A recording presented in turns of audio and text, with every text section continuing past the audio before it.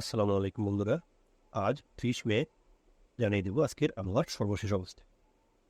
শুরুতেই দেখিয়ে দিই আপনাদের যে স্যাটেলাইট থেকে বর্তমান আকাশে কী অবস্থা রয়েছে।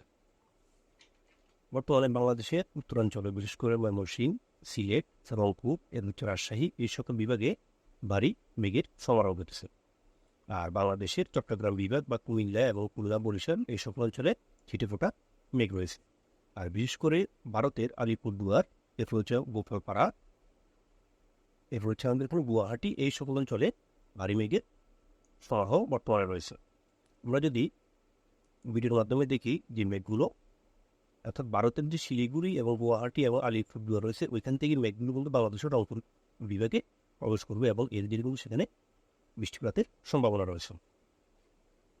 এই পর্যায়ে আমরা দেখে নেই যে আগামী দিনগুলোতে কীরকম বৃষ্টি থাকবে। আগামী দিনগুলোর মধ্যে আজকে যদি আমরা দেখি যে আজকে বাংলাদেশের সিলেট অঞ্চল এবং কুমিল্লার আশেপাশের দিক অঞ্চলে সামান্য বৃষ্টিপাত রয়েছে, আর ভারতের আলিপুরদুয়ার, গোপালপাড়া এবং গুয়াহাটি এই সকল অঞ্চলে বৃষ্টিপাত রয়েছে। আমরা যদি আজকে আর একটু সময় যদি অগ্রসর হই তাহলে দেখতে পাচ্ছি যে রংপুর এবং ময়মনসিংহ এই সকল অঞ্চলে বৃষ্টিপাতের সম্ভাবনা রয়েছে, আর ভারতের গোপালপাড়া, গুয়াহাটি, আলিপুরদুয়ার এখানে বৃষ্টি অব্যাহত থাকবে। আর সমগ্র পশ্চিমবঙ্গ এবং বাংলাদেশের দক্ষিণাঞ্চল সম্পূর্ণই পরিষ্কার। আমরা যদি আজকে মধ্যরাতে যাই তাহলে বৃষ্টির পরিমাণ বৃদ্ধি পাবে বাংলাদেশের রংপুর বিভাগে, অর্থাৎ রংপুর বিভাগে বিশেষ করে পঞ্চগড়, রংপুর এই সকল অঞ্চলে ভারী বৃষ্টির সম্ভাবনা রয়েছে। ঠাকুরগাঁও, পঞ্চগড়, রংপুর, এর হচ্ছে ভারতের কুচবিহার, শিলিগুড়ি, হচ্ছে গোপালপাড়া এই সকল অঞ্চলে ভারী থেকে অতি ভারী বৃষ্টির সম্ভাবনা রয়েছে আজকের।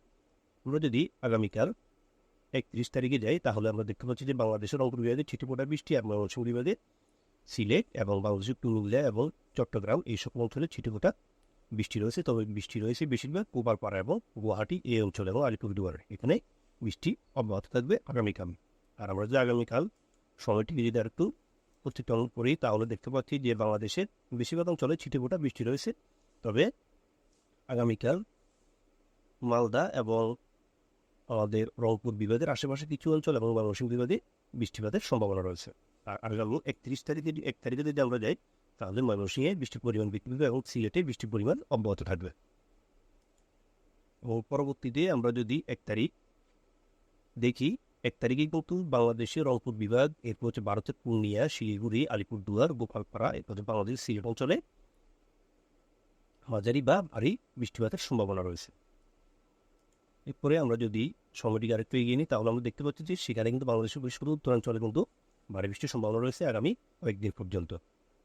আর আগামী 2 তারিখে যদি আমরা যাই তাহলে আমরা দেখতে পাচ্ছি যে বাংলাদেশের বিভিন্ন স্থানে ছিটেফোঁটা বৃষ্টি, তবে উত্তরাঞ্চলে বৃষ্টির পরিমাণটা তুলনামূলক বেশি দক্ষিণাঞ্চলের থেকে। এ পর্যায়ে আমরা দেখে নেব যে আজকের তাপমাত্রা কীরকম রয়েছে বা আগামী দিনে কীরকম তাপমাত্রা থাকতে পারে।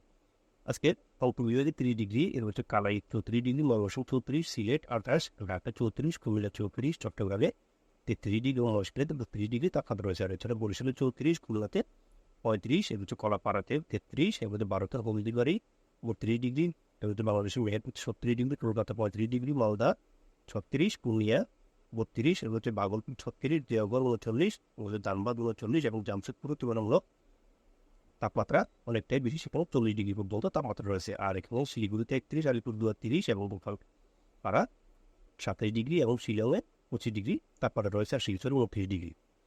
আমরা যদি আগামীকাল 31 তারিখে যদি আবহাওয়ার অবস্থা দেখি তাহলে আগামীকালকের আবহাওয়া রংপুরে 24 ডিগ্রি, কমে 27 ডিগ্রি, ময়মনসিংহ 27 ডিগ্রি, ঢাকাতে 29 ডিগ্রি, খুলনা 29 ডিগ্রি এবং বরিশাল 29 ডিগ্রি, কুমিল্লা 29 ডিগ্রি, অর্থাৎ বাংলাদেশের বেশিরভাগ অঞ্চলে 29 ডিগ্রি। আর আমাদের এখানে মেহেরপুরে 30 ডিগ্রি এবং রাজশাহী 30 ডিগ্রি, আর ভারতের কলকাতায় 30, খড়গপুর 30, জামশেদপুর 32, ধানবাদ 32, হচ্ছে দেওঘরে 31, ভাগলপুর 32 এবং 29, অর্থাৎ আজকের থেকে তুলনামূলক কিছুটা কম তাপমাত্রা থাকবে আগামীকাল। এখন আমরা দেখে নিই আগামী 12 ঘন্টায় বৃষ্টিপাতের পরিমাণ কেমন রয়েছে। আগামী 12 ঘন্টায় বাংলাদেশের পশ্চিমাঞ্চল এবং ভারতের পশ্চিমাঞ্চল তেমন একটা বৃষ্টিপাতের সম্ভাবনা নেই, তবে বৃষ্টিপাতের সম্ভাবনা রয়েছে বাংলাদেশের উত্তরাঞ্চলে এবং বিশেষ করে সিলেট, ময়মনসিংহ এবং রংপুর এই সকল অঞ্চলে বৃষ্টিপাত রয়েছে আগামী 12 ঘন্টায়। আর ভারতের আলিপুরদুয়ার, গোপালপাড়া, এরপর গুয়াহাটি এই সকল অঞ্চলে বৃষ্টিপাত রয়েছে।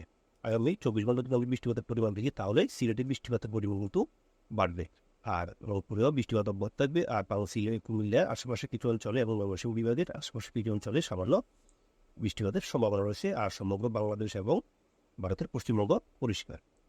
আগামী 3 দিন যদি আমরা দেখি তাহলে কিন্তু উত্তরাঞ্চলে বৃষ্টিপাতের পরিমাণ বৃদ্ধি পাবে।